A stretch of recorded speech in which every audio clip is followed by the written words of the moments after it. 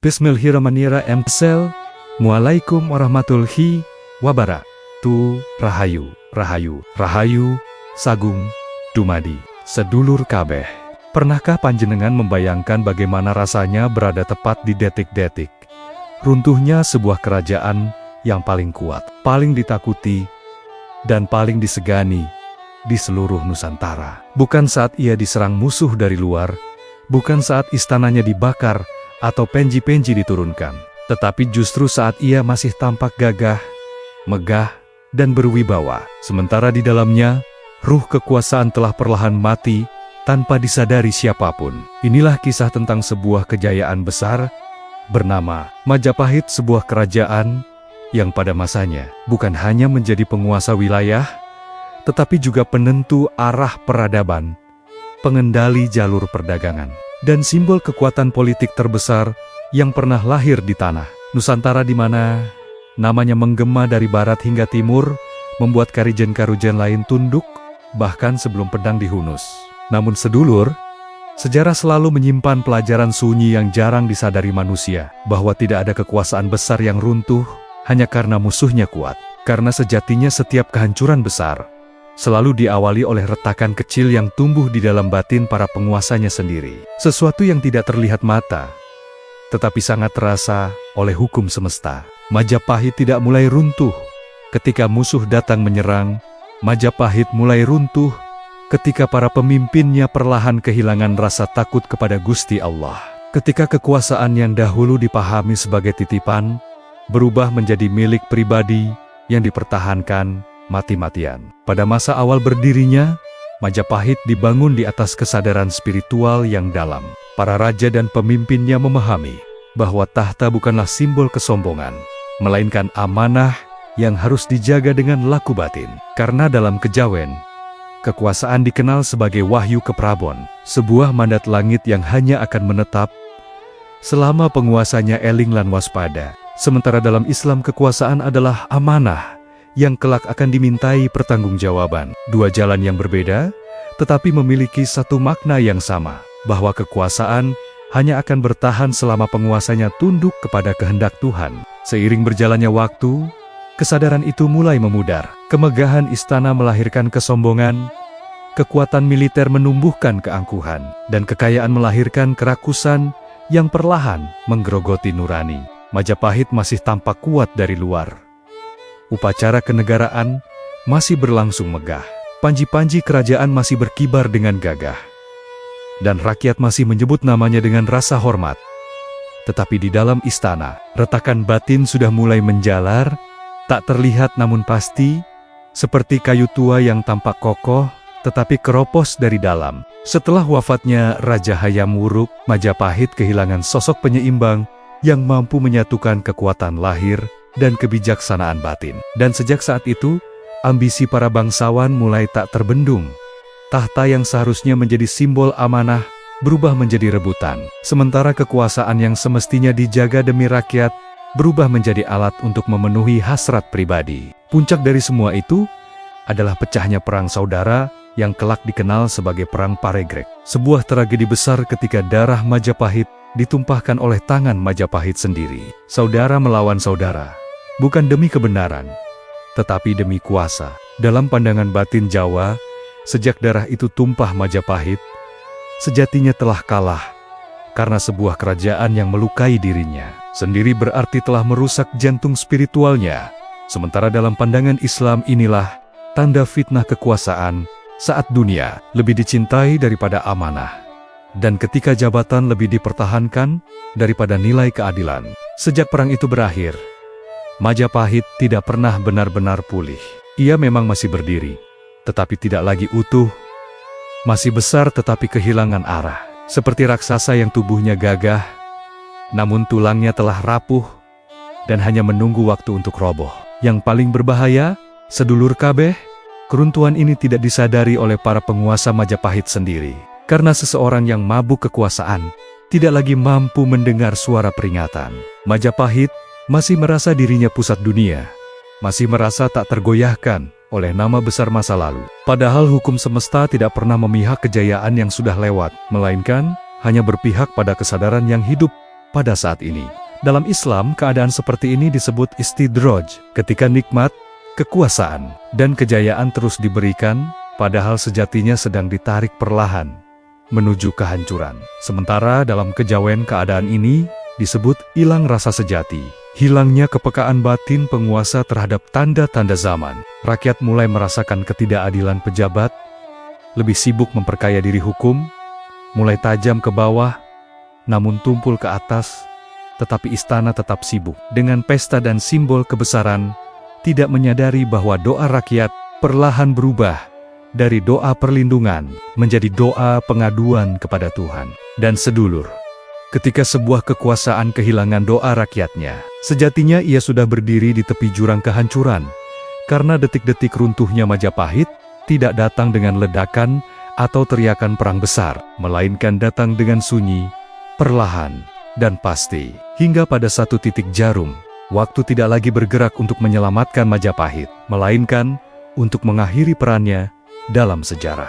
Setelah retakan batin itu muncul, kehancuran Majapahit tidak lagi berjalan lambat, tetapi mulai memasuki fase yang jauh lebih berbahaya, yaitu saat keadilan perlahan mati di dalam istana dan kekuasaan tidak lagi berpihak pada kebenaran, melainkan pada kepentingan mereka yang paling dekat dengan tahta. Majapahit masih memiliki pasukan, masih memiliki wilayah, masih memiliki nama besar yang disegani, tetapi satu hal terpenting telah hilang tanpa disadari, yaitu rasa adil yang menjadi tiang penyangga kekuasaan, sebab sebuah kerajaan sejatinya tidak runtuh ketika musuh menyerang, melainkan ketika rakyatnya tidak lagi merasa dilindungi oleh penguasanya sendiri. Para bangsawan hidup dalam kemewahan yang berlebihan, pesta-pesta istana semakin sering digelar, sementara di luar tembok, kekuasaan rakyat kecil mulai menanggung beban pajak yang semakin mencekik. Hasil bumi dirampas atas nama negara, tenaga rakyat diperas atas nama kewajiban, dan suara keluhan mereka tidak pernah sampai ke telinga para penguasa. Karena telah terhalang oleh dinding kesombongan dan kerakusan, hukum yang seharusnya menjadi pelindung berubah menjadi alat kekuasaan, tajam ke bawah, tetapi tumpul ke atas. Dan keadilan tidak lagi ditentukan oleh kebenaran, melainkan oleh kedekatan dan kekayaan. Dalam pandangan Islam, kezaliman seperti ini bukan hanya merusak tatanan sosial, tetapi juga mengundang murka langit. Karena Rasulullah telah mengingatkan bahwa doa orang yang dizalimi tidak memiliki hijab dengan Allah. Sementara dalam kejawen rakyat adalah pagar batin, negara benteng, tak kasat mata, yang menjaga keseimbangan kekuasaan. Dan ketika hati rakyat patah, maka benteng batin itu runtuh tanpa perlu diserang. Sejak saat itu, kesetiaan rakyat kepada Majapahit bukan lagi lahir dari cinta dan rasa memiliki, melainkan dari keterpaksaan dan rasa takut. Sebuah kesetiaan semu yang rapuh dan mudah hancur ketika diuji. Majapahit masih terlihat besar di mata dunia, tetapi di mata batin semesta, kekuatannya telah menyusut. Karena kerajaan yang kehilangan keadilan, sejatinya telah kehilangan doa rakyatnya. Dan ketika doa rakyat berhenti mengalir, maka perlindungan ilahi pun perlahan ditarik. Para penguasa tidak menyadari bahwa kekuasaan bukan hanya soal pasukan dan wilayah, tetapi juga soal restu langit yang hanya turun kepada mereka yang menjaga amanah dengan benar. Di saat yang sama, perubahan zaman mulai mengetuk dari arah yang tidak diduga. Bukan dari pusat kekuasaan, melainkan dari wilayah pesisir, dari para pedagang, ulama, dan tokoh-tokoh yang membawa ajaran baru dengan cara yang lembut dan menenangkan.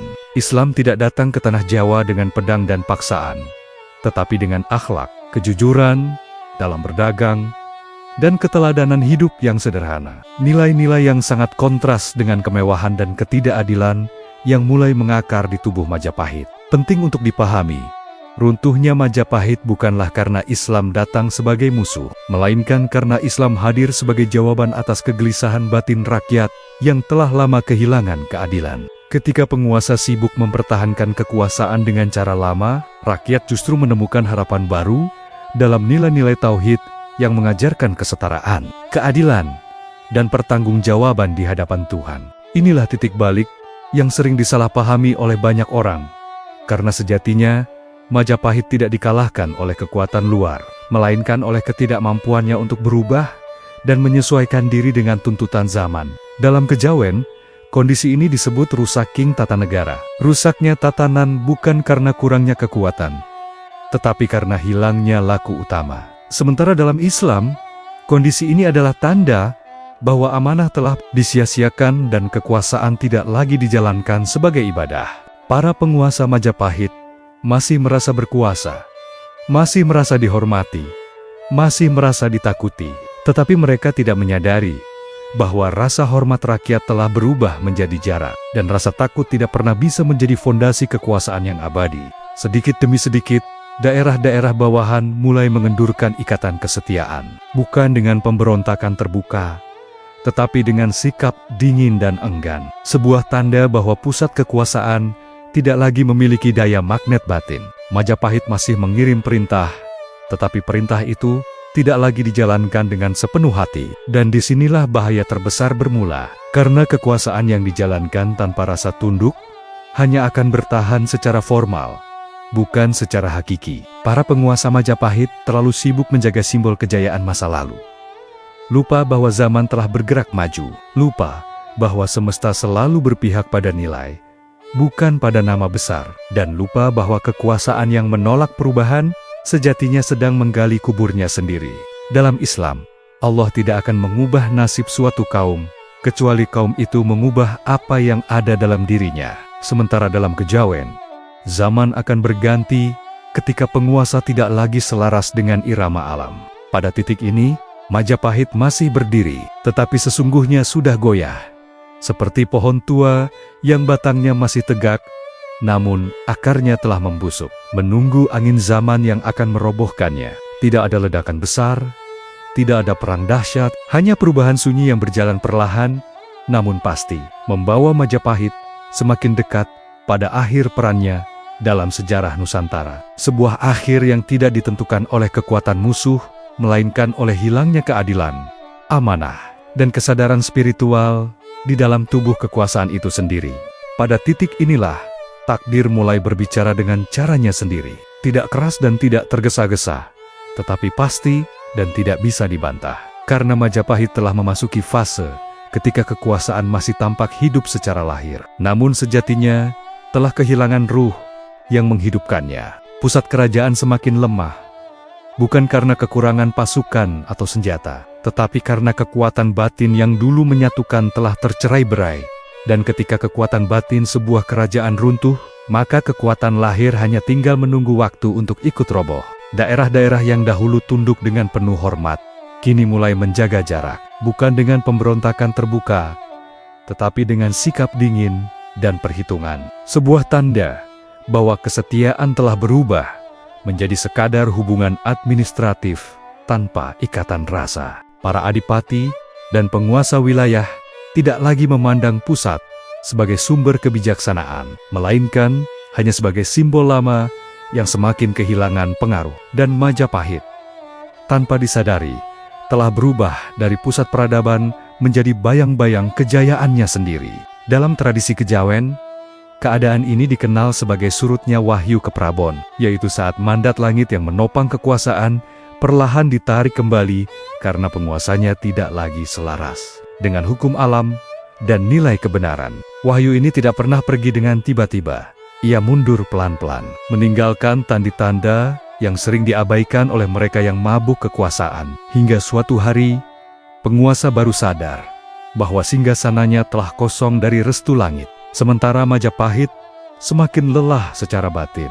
Sebuah kekuatan baru justru tumbuh dengan tenang dan teratur, bukan melalui penaklukan berdarah, tetapi melalui jaringan dagang, dakwah, dan hubungan sosial yang dibangun di atas nilai kejujuran dan kesetaraan. Di pesisir-pesisir Jawa, masyarakat mulai mengenal tatanan hidup yang berbeda, di mana manusia tidak dinilai dari darah bangsawan atau kedekatan dengan istana, tetapi dari akhlak dan ketakwaannya kepada Tuhan. Nilai-nilai ini menyebar perlahan, menyentuh hati mereka yang telah lama merasa terpinggirkan oleh sistem kekuasaan lama. Penting untuk dipahami bahwa perubahan ini bukanlah ledakan revolusi, melainkan pergeseran kesadaran.